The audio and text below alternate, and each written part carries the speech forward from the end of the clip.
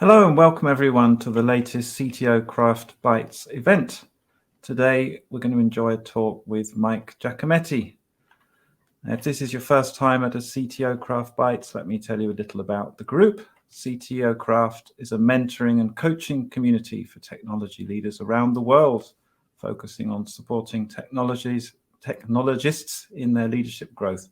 There's over 8,000 members, and CTO Craft provides one-on-one coaching, mentoring groups, a curated Slack community, and great events like this one. If you're not already a member of the community and interested in joining, then please do reach out to us. And I'm just going to add some details there so you can do that. Okay, so special thanks to AWS, our headline partner, for making these events possible. And thank you to Code Climate for sponsoring this event. That's where Mike's from. My name's Dan Smith. I'm an executive coach, also one of the CTO Craft coaches, and I spend quite a lot of my time performing technology and product due diligences as part of M&A activities. Before we start, please take note of the Ask a Question button down the bottom. Please do ask questions, and I will put them to Mike, and he will answer them, well, hopefully. At least give some opinions, and please do make it interactive because we'd like you to get as much value out of this as possible. So as I mentioned, joining me today is Mike Giacometti. He's Head of Customer Experience and Enablement at Code Climate. Mike, would you like to tell us a little bit about yourself? Very good. Well, first off, thank you for the opportunity. I truly appreciate it. So my name is Mike Giacometti. I've got over 25 years in IT experience, a lot of it in organizational change, building up departments, offshoring, onshoring, consulting, you name it, it's probably been done. So what I'm doing at Code Climate right now is I'm the head of customer experience and enablement. And ultimately, what we are doing at Code Climate is focusing on engineering management, essentially how to create more efficient and happier engineering teams. And into that requires a lot of organizational change. And it's not just as simple as observability or metrics. There's a lot of thought and thinking going behind it. And so I'm really excited today to speak with you about my experiences around just not only the triggers for organizational change, but also some of the techniques we've observed about how to mitigate any of the challenges and how to make it more successful and smooth. And I really am looking forward to not only seeing the questions, but also learning from your experience. So again, thank you for the opportunity. Thanks, Mike. So maybe to kick us off, what do you see as the most recent triggers for organizational change? Sure. So it's easy to say the rash number of layoffs coming off of maybe a post-COVID high of trying to get product and IT infrastructure developed and sold. Ultimately, what's happening, what we're seeing as the trigger for organizational change is generally coming from what we believe is the future of work. And so if you take a look at the 5 larger tech trends in the world, there's usually artificial intelligence and machine language. And we see that with ChatGPT and everyone trying to compete now. The second one is going to be around Internet of Everything. Third one is going to be around FinTech 2.0. And then you've got augmented reality, virtual reality, and then finally the future of work. And the future of work has actually taken on a different context within the last several years, especially as soon as the lockdowns stopped and people are now arguing with how many days is a proper work week in the office. And so the biggest trigger we're seeing is with executives who are supposed to deliver value, maybe lower budgets, faster timelines, but they're dealing with a more diverse work culture from where do we work, home or office, which country or location. And then also generally, you've got multi-generational workforce. You've got Generation X all the way up to Gen Z. So how do you, as a leader, take all that into account and still deliver value for your business outcomes? And so that is what I see as the biggest trigger for organizational change from a 50,000-foot level.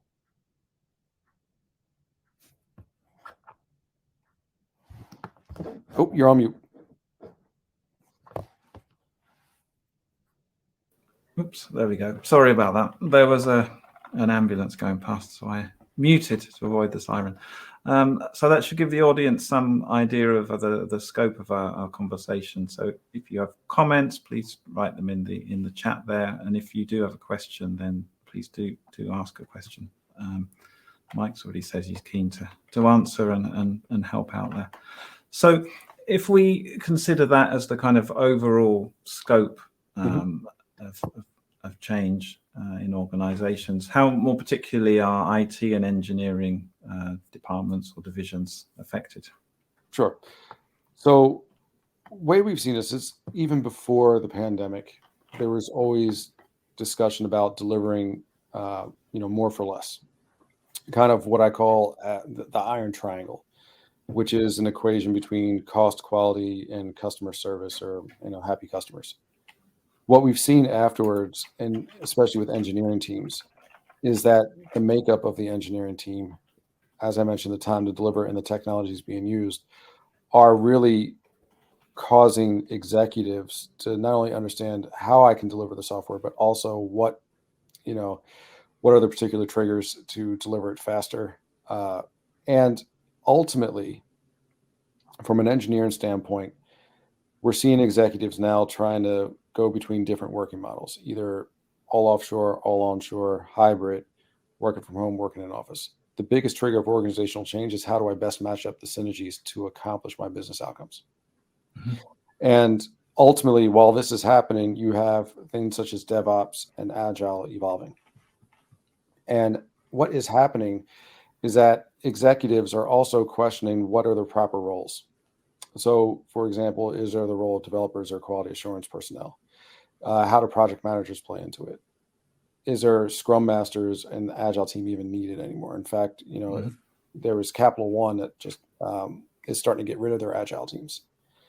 So it's an interesting time to transform. And so even in our experience within Code Climate, what we're seeing now is that there are executives who are coming into new organizations who have very little understanding of what's going on, but need to come up quickly with the different teams. And then you've got executives who are inheriting teams. You've got mergers and acquisitions. So, how do we get up to value, time to value faster? And then how do we create and maintain happy workforces? And so these are really the biggest challenges that we're seeing. And there's a bunch of techniques that we're using underneath to help sort that out. Mm-hmm. All right. Maybe we can dig into some of those in a bit more detail. So you mentioned there some of the kind of changes in the workforce, so offshoring, use of contractors, and now it's quite normal to have teams made up with remote people. How does that help or hinder in improving effectiveness? So really what it's coming down to is alignment on culture. Mm-hmm. And so especially as you're working with these different teams, there are a couple of questions to ask, which is there is diversity in the team sets. There is diversity in the groups that are working for you for full-time engineers. There's the other question in group, which is about, what do we do around consultants? If you have contractors who are working within your teams, it's one thing. If you're hiring out the third-party consultants, how do you bring them into your mission? And it goes beyond the SOW, and I'm paying for certain KPIs and SLAs. The key here is, and what we've learned here is that to have good organizational change, you've got to have a good culture underneath it. And you've got to have processes that are constantly evolving. And you almost have to take a combination of a top-down approach to say this is what the change needs to be, but also be aware and empathetic to the bottom up and what's going on the ground. We've seen examples in all sorts of situations where a lot of process, a lot of change was coming down from the top, but because there was no buy-in at the individual contributor level, it was never fully implemented, or might not have been as successful as it could be. One of the things that has sorted this and solved it for us is actually having a good culture. What's supercharging this is having a good culture that is taking a combination of gut instinct and anecdotes and backing it up with data. And so the key thing that we're seeing here is that any organizational change backed up with some sort of data or observability is streamlining the process and making it a bit easier. Mm-hmm. So I've got a question for you about good culture. So how do you know that you've got to a good culture? And in particular, the extra challenge of managing that at scale. Can you share some insights into that? So there's always the easiest things around attrition rates. Obviously, if you have a bad culture, you're going to see it pretty quick by the number of attritions and the reviews on Glassdoor. But ultimately, what we are seeing around that is faster time to delivery. We're seeing that, maybe something as simple as an NPS score going up, or if you're delivering a mobile application, your app store rating go up. Happy employees, happy associates will be more productive and more effective. So what you do is, from an executive standpoint, we're constantly linking it to business outcomes. And the business outcomes aren't necessarily dollar acquisition or, ARR or NRR. It's basically, what are some of the tangible things that are increasing market share, that are making your organization the place to work. And so culturally, what's happening in what we're observing, the teams with the successful cultures are always evolving the cultures, taking into account modern things and anomalies such as COVID. But at the same point in time, empathetic in nature, and they're able to track the culture into some sort of tangible outcome. It's almost as having a do-say ratio of 1. Mm-hmm. So these are all the practical techniques. From a leadership standpoint, what we've noticed is that it's a matter of deriving the vision, understanding what the vision is going to look like, and then leading the team where they're at, and in order to achieve that vision. There are a couple of challenges around that.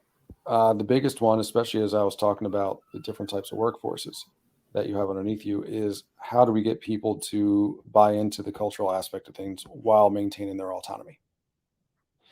And so defining the culture is great. Seeing it active and seeing tangible outputs from it in way of lower attrition, as I mentioned, maybe better NPS scores, CSAT scores are helpful. But also, when your teams can operate to the fullest of their potential by acting autonomously, I think that is also another true sign of success. Yeah, great.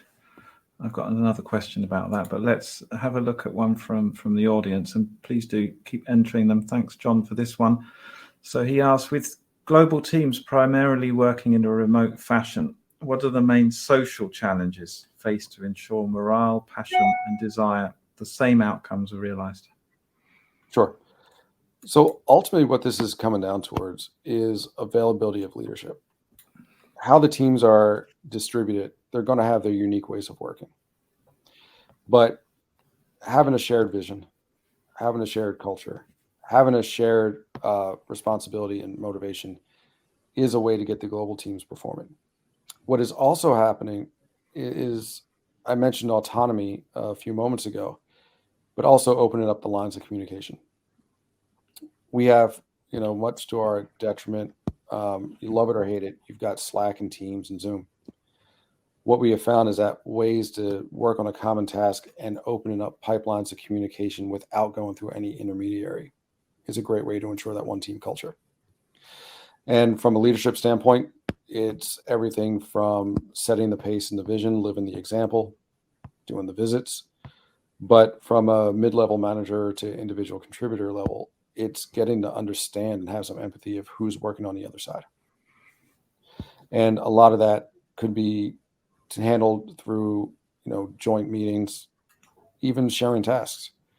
One of the things that did work in a distributed model is a follow the sun, handoffs between work that's being done during the day and then work's being done in a different time zone, being held to the same KPIs. And also exposure to perceive the other team members, not just as nameless faces that you might see on Zoom sometimes. We're getting to know them one-to-one. And the only person that can set the tone for that from their executive structure on downward is the leader. And so that's been really one of the biggest things that have helped us. It doesn't have to mean that you're on the road all the time, but it does mean that you promote innovation. You start having things such as hackathons or group events that forces the group to work together.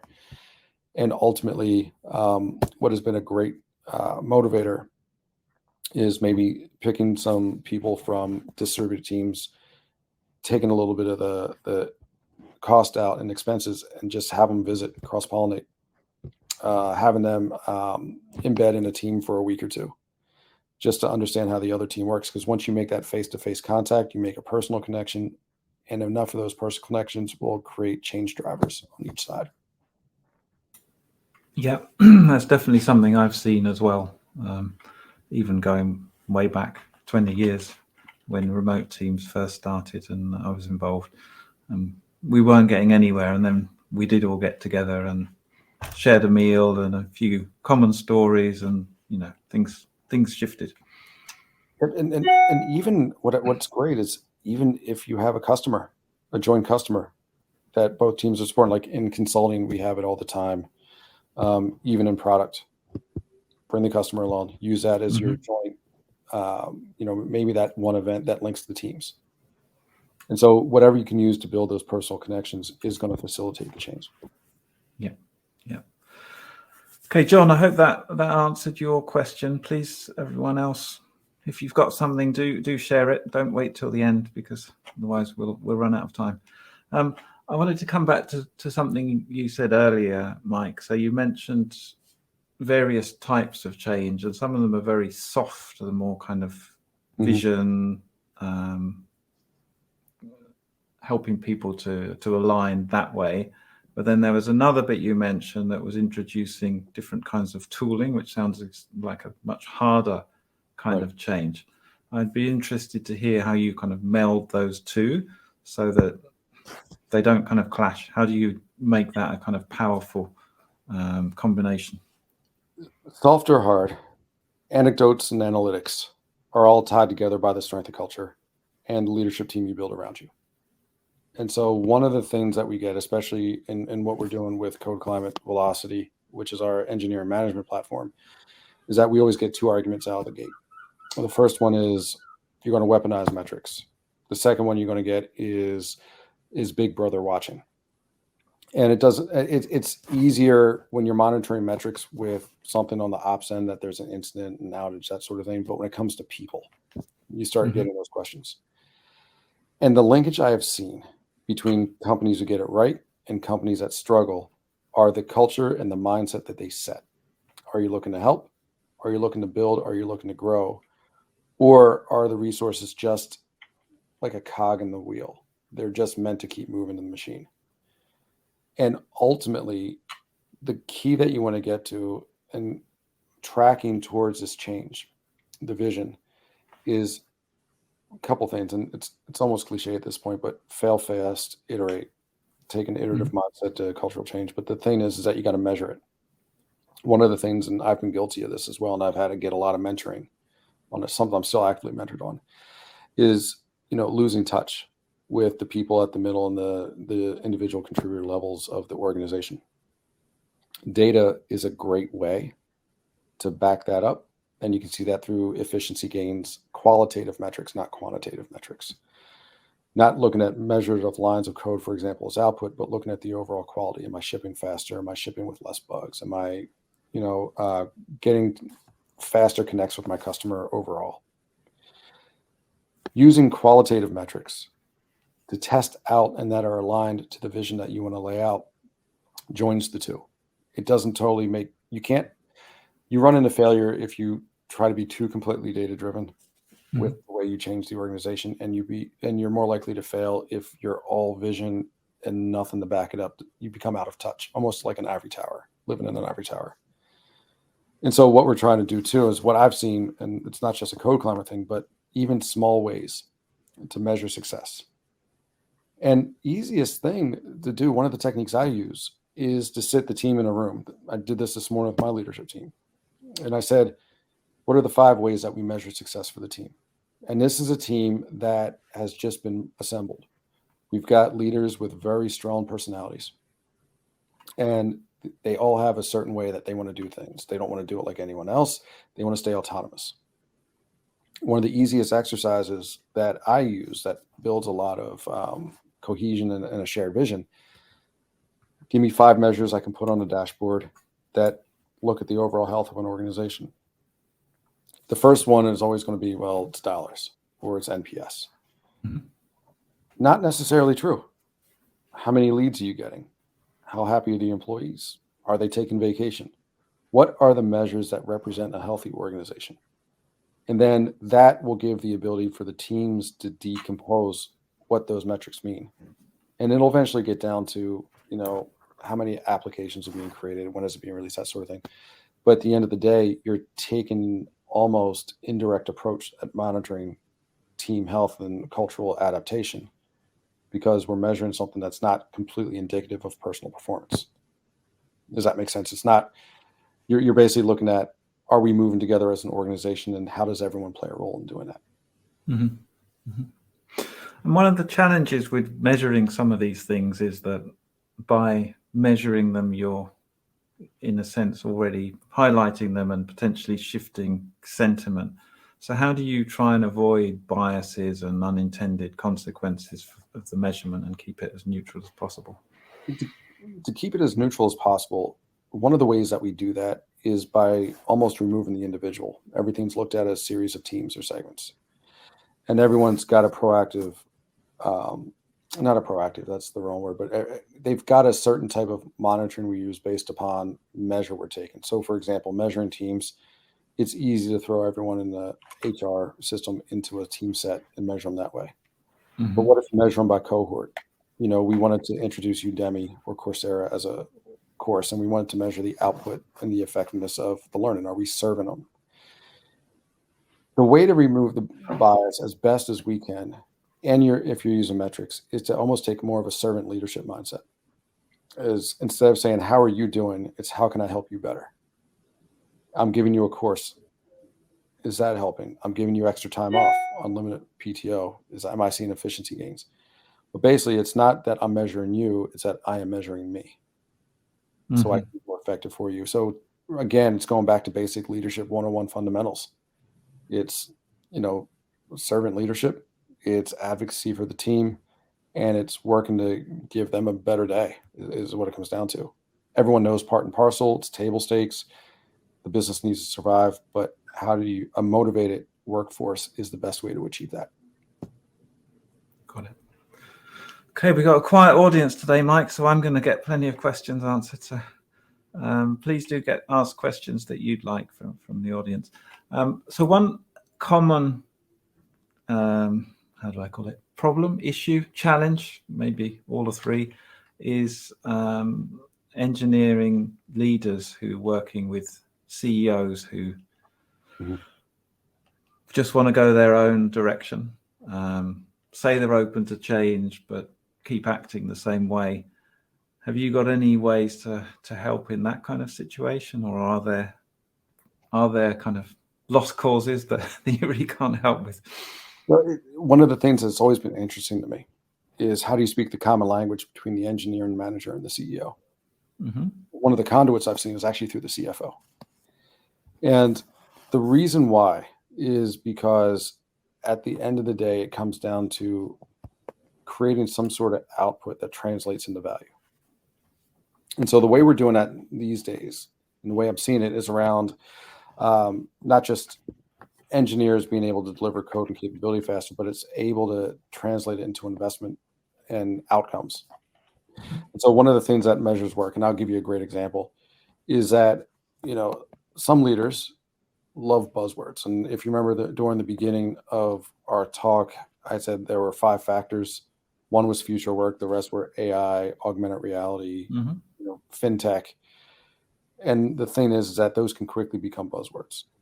Chat GPT comes out and everyone wants to use it, or everyone's a blockchain expert. For an engineering manager, there are going to be cases where, you've got to align teams to those initiatives. How do you do that successfully?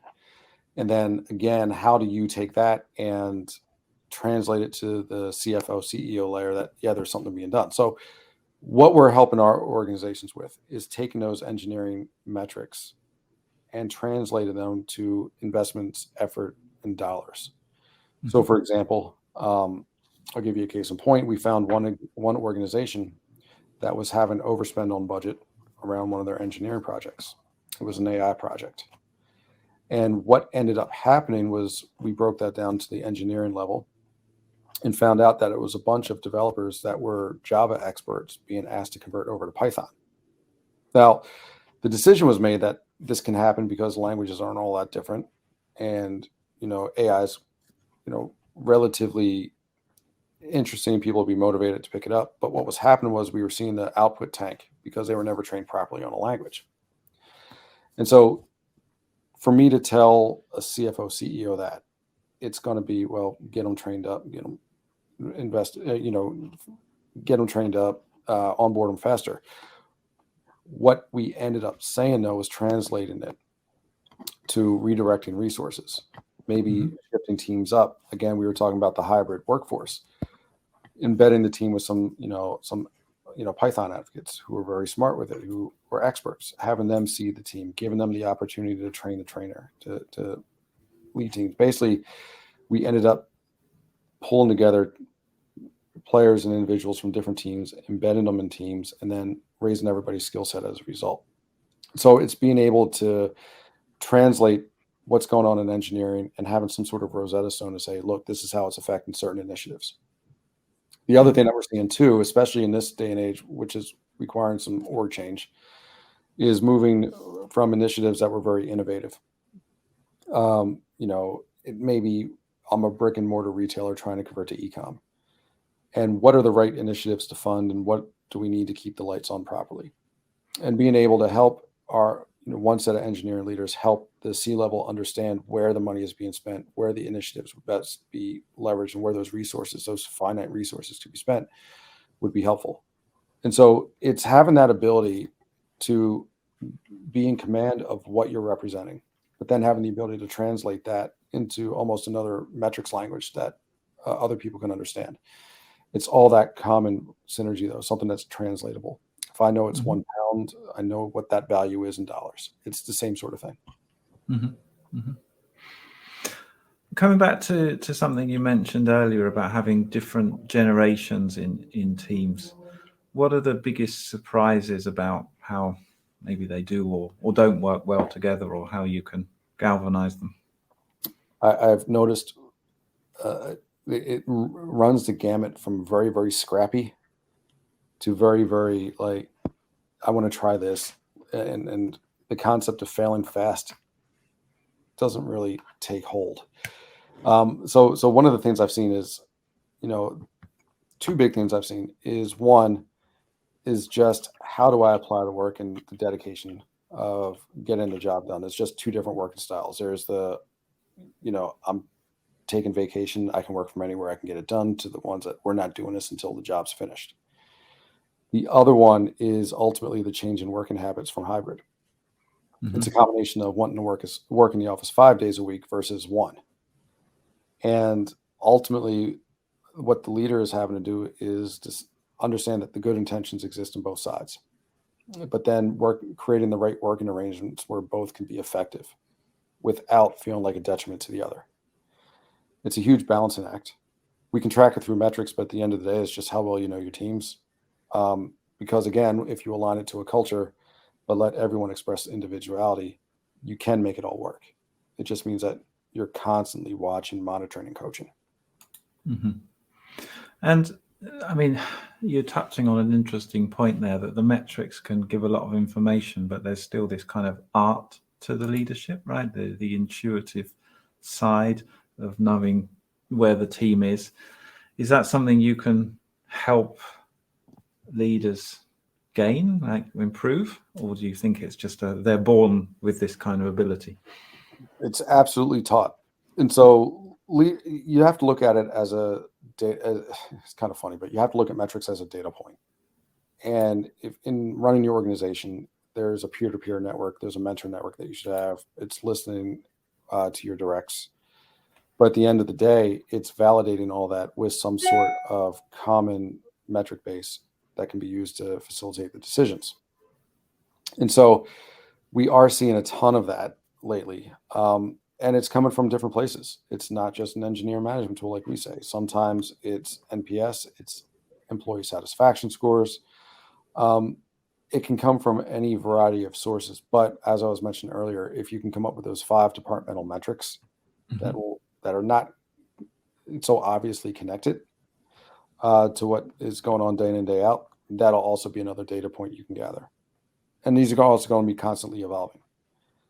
What you're trying to do with the data points, especially if you're going into metrics, as we do, what you really want to do is make sure that there is collaboration, communication, and absolute trust between the people that are going to be measured and the people that are doing the measuring. They call it, psychological safety, but at the end of the day, it's basic Maslow, right? It's giving everyone a common environment that they feel secure in and work in ways that they can self-actualize. It's that at the end of the day. But really, again, it's setting the culture that we're here to help you grow. We're all here to achieve a common outcome. And especially now, as we're going through, rifts, resizing and whatnot, it becomes more important than ever that the vision has not changed. Difficulties will come. We've got the metrics to make sure that we're able to anticipate these things. And it's a combination of vision, leadership style, communication style, and the metrics you back it up with. Great.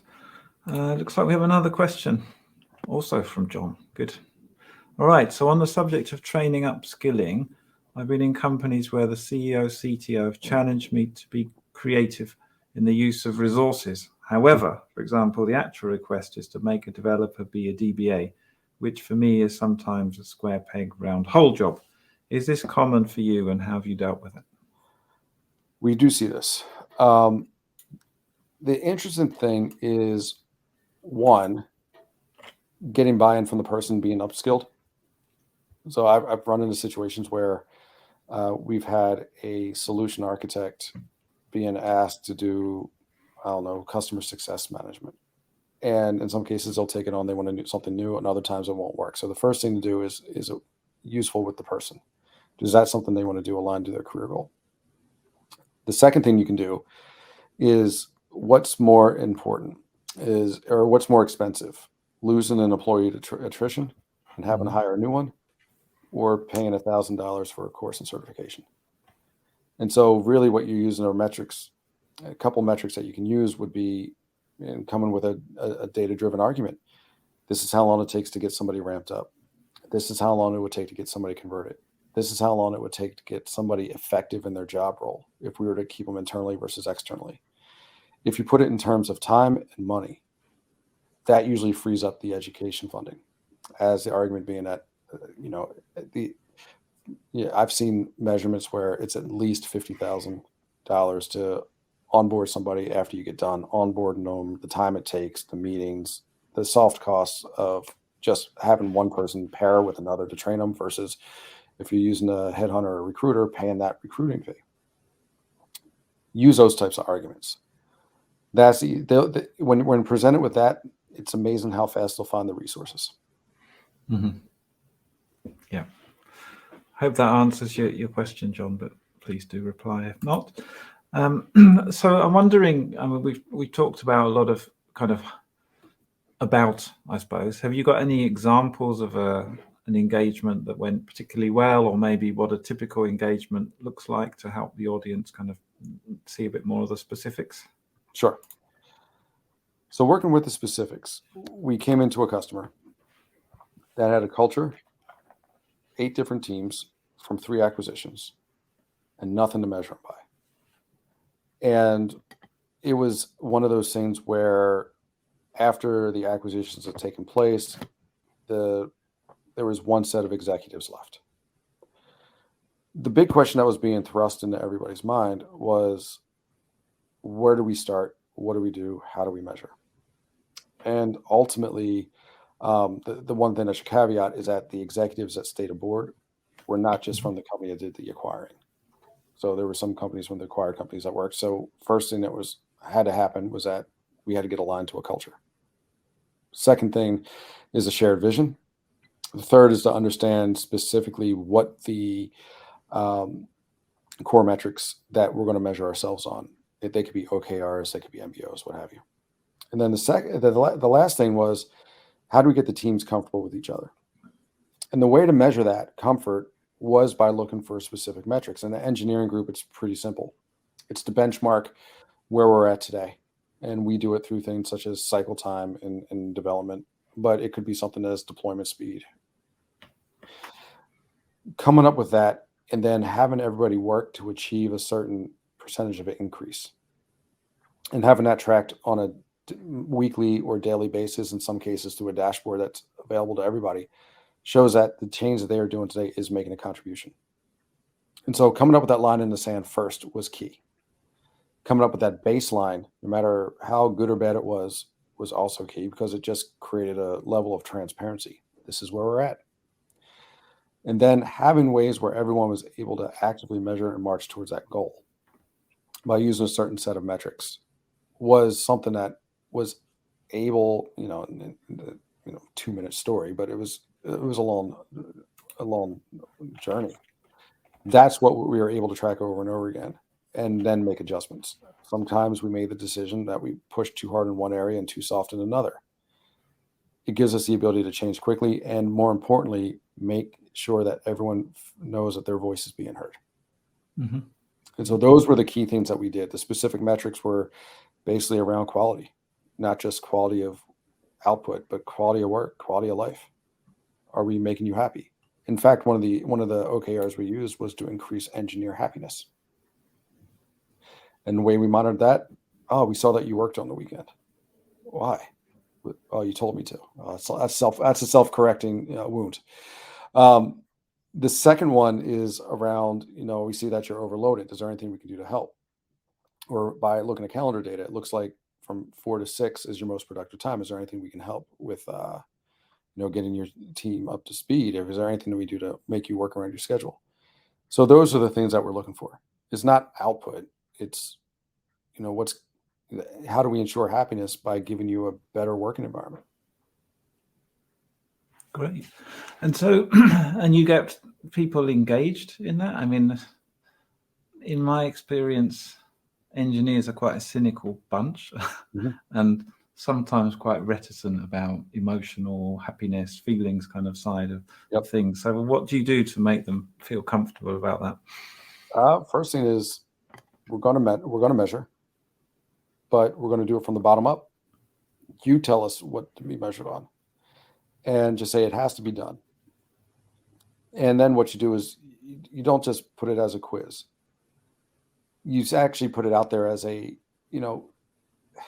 joint activity. The questions will come up themselves. One of the ways that we seeded it was we had a measurement session with our teams where the engineers were embedded with marketing. And it was interesting. This translated in just working groups, but also translated into game nights, just board games, pool, billiards, that sort of thing. But the idea is that sometimes you can bring it out of them. And they may not be able to say it, but through communicating with other team members, we can derive what those metrics are. But the idea here is that we're going to be data-centric. We're going to be metrics-driven, but we're going to go from the bottom up. You buy into the process, and then we can, work from there. Got it. All right, we have another question from Maxim Shipka. In a company with around 100, with R&D around 50, and the engineering tenure is about 3 to 4 years, people expect to quickly max out their titles. How do you lead them through a qualitative change in motivation, i.e. from chasing titles to intrinsic motivation? That's a good question. It's a great question. We've tied it to technology. What do you want to learn? Where do you want to go? The thing about titles is, and I'm going through this right now, I had somebody come to me with a title question. And there's always the question, well, what should a person in that role do? And they'll say, well, I don't know. Or I heard somebody else does this. Again, it's coming back to culture. What type of roles are your organization setting up? The other thing is, do you have clearly defined pathways of career paths? It was an interesting experiment. One of the teams I inherited had a fully laid out career path that you started as an analyst, a junior analyst, and you worked all the way up to a distinguished engineer. And you knew exactly what you had to tick off to get there. And it was up to you to make that happen. You weren't going to be promoted or advanced based off of tenure. It could be very, very quick. If, depending upon what you did, certifications you did, how personally motivated you were doing it versus how long. So I had the one team that had that laid out with the career path. The second team didn't. And that second team was where we saw a lot of the discrepancy. Well, this team is doing this. Why can't we have it? So again, it's laying out the vision. And this were the two different. So we adopted the one team with the career path. We adopted their mindset and motivation. And the keys to success were, what is the culture and the vision that you're trying to lead to? What are the pragmatic, attainable steps that each level has? And what do they need to do? Think of it like entry and exit criteria. I'm coming into this role because I did this.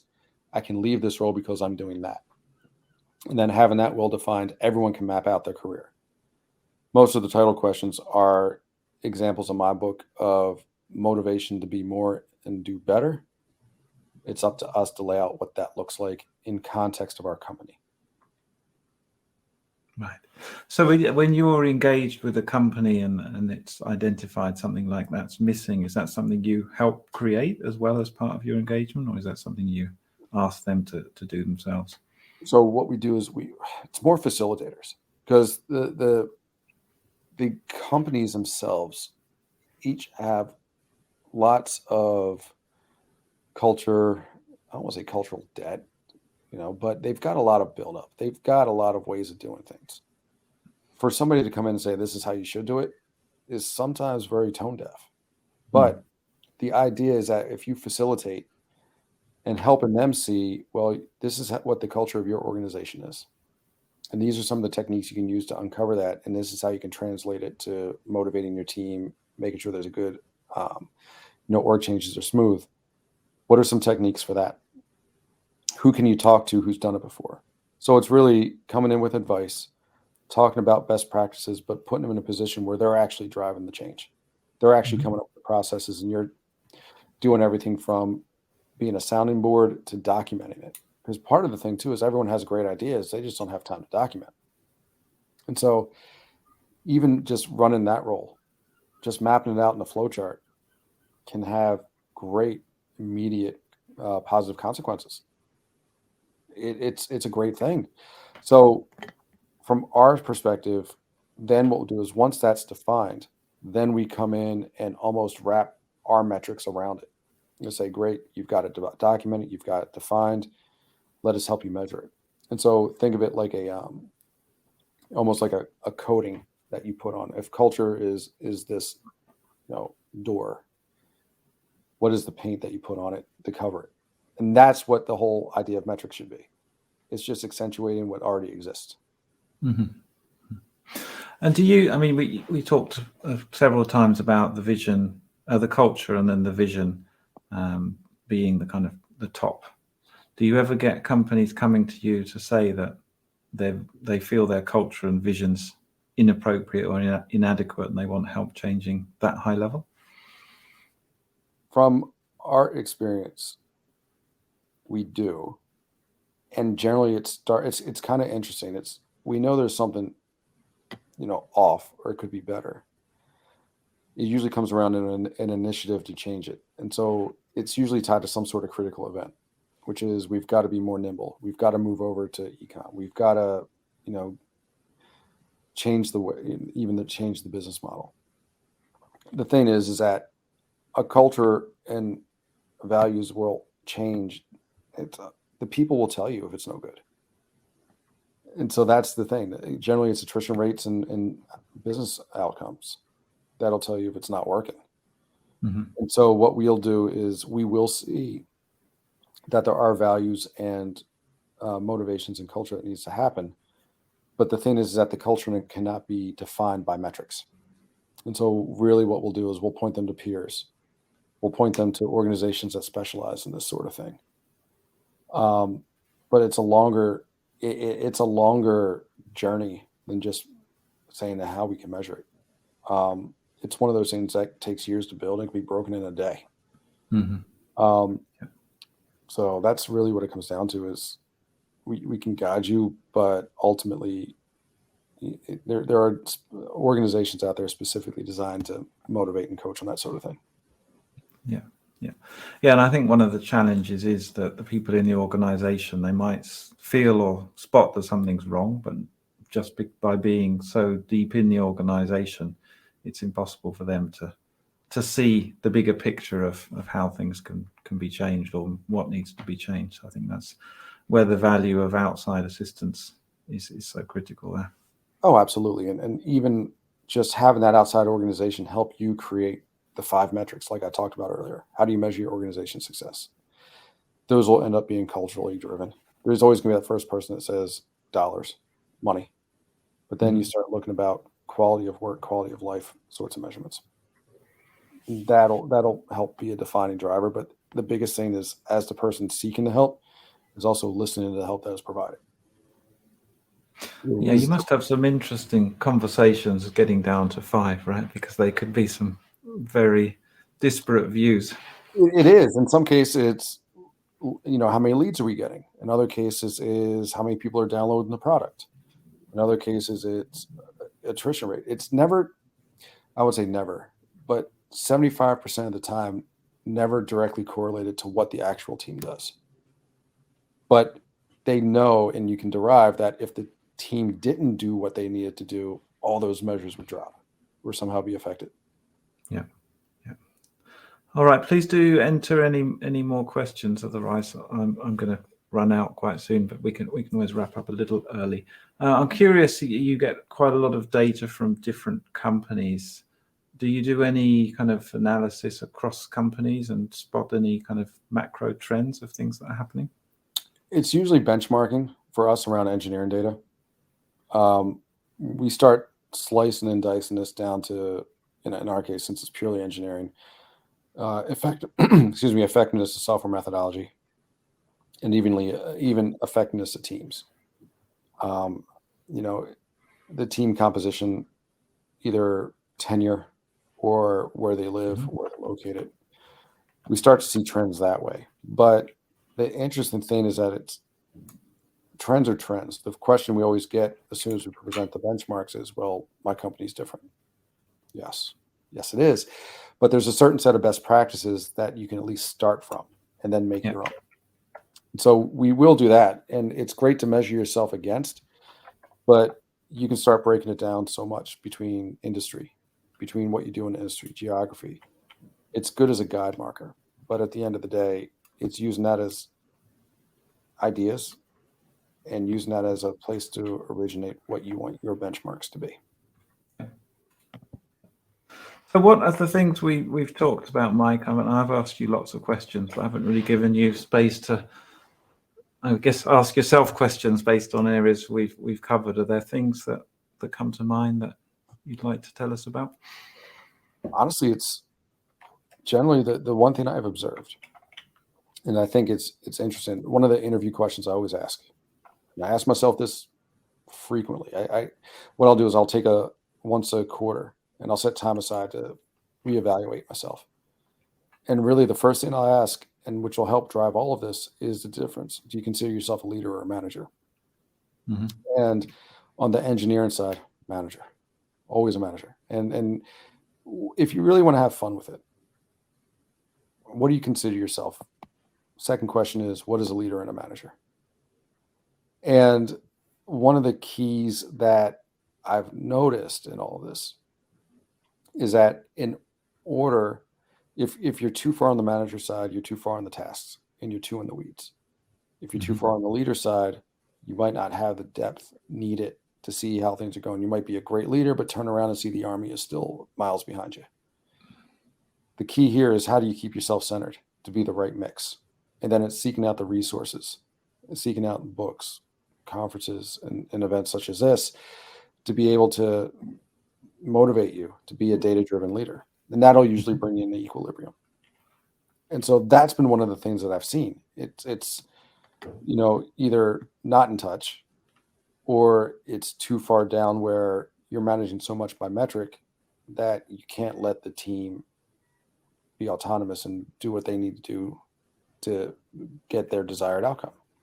Mm-hmm. And so that's really the biggest thing I've noticed. Mm-hmm. The more metrics driven you are, the more management you are, the more leadership oriented you are, the less, in a lot of cases, until you get to the C levels and such, and I was even guilty of this for years, less I cared about metrics. I was going to lead off a personal example, set a hero culture, and go. And it's really that grounding. What is the right mix? and then asking others what that right mix is, and then trying to take their lessons they learned and the failings they had, and trying to integrate those into my personal work style. Yeah, striking that balance is well, it's really difficult, right? And I guess certain situations needs to flex as well. So being able to adapt a little bit and sometimes go away from kind of default styles of working is a kind of an extra superpower, if you like. Yep. But one that can be acquired and learned. Yes, yeah, indeed. All right. Well, thanks very much, Mike, for coming along and sharing your thoughts and expertise with us today. I've had a great time, and I hope the audience have as well. So thanks to everyone that's come along, especially those that asked the questions. If you want to get in touch with either of us after, I'm going to post the details in the chat there. There's also a link to our next event, which is next week, when we'll be joined by Alexia Pedersen, VP of EMEA at O'Reilly, and she'll be discussing why flexible learning is key to helping companies close the digital skills gap. So that should be another great event. Look forward to seeing you there at a future event. And thanks once again, Mike, and the audience. Appreciate it. Take Thank care, you so much. everyone. Right. Bye-bye. Bye. Bye.